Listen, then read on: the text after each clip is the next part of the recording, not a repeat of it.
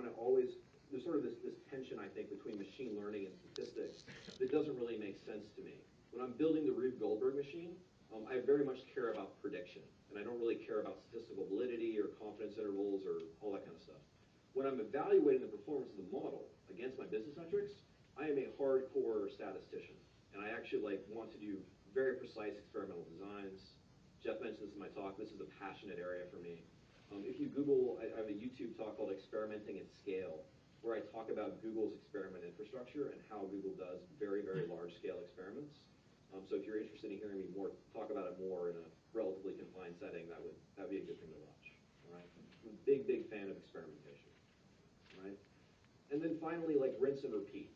Do it over and over and over and over again, right? Get your toothbrushes, get a whole bunch of people, get a whole bunch of toothbrushes, and just start scrubbing, right? Go to work, all right? Last but not least, working like a data scientist. So I want to pitch this pretty shamelessly. The Introduction to Data Science class we're teaching in New York in a couple of weeks. The focus is on building recommender systems. On recommendation systems, collaborative filtering systems, the things that become Amazon product recommendations or Netflix movie recommendations. Jeff and I worked with our training team to develop this curriculum over the past 6 months. I'm very proud of it. There is no other Hadoop data science course right now which takes you through data acquisition, data cleansing, data preparation, creating the inputs for the model, running a model, and evaluating its results. It is an end-to-end experience building a data product on Hadoop. We use Hive, we're just basically, anyone who's familiar with SQL is going to be pretty comfortable with Hive. We use Python and we use R.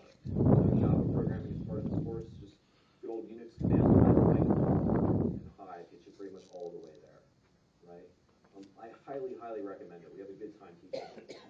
So we've taught this once in California already, and it was interesting to me. Data warehouse architects, in particular, did really well in the course. And I think it's because they have sort of the whole purview. They see the ETL system, and they see sort of designing models in the middle, and they see what kind of questions business users are asking.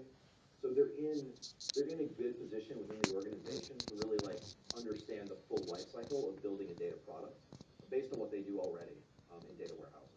So I would especially encourage data warehousing architects, but we're certainly we welcome software developers, we welcome statisticians.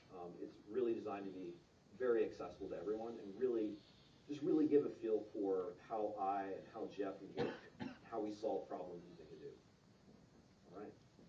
And with that, I think I almost mainly caught up on time, so that was awesome. Thank you all very much.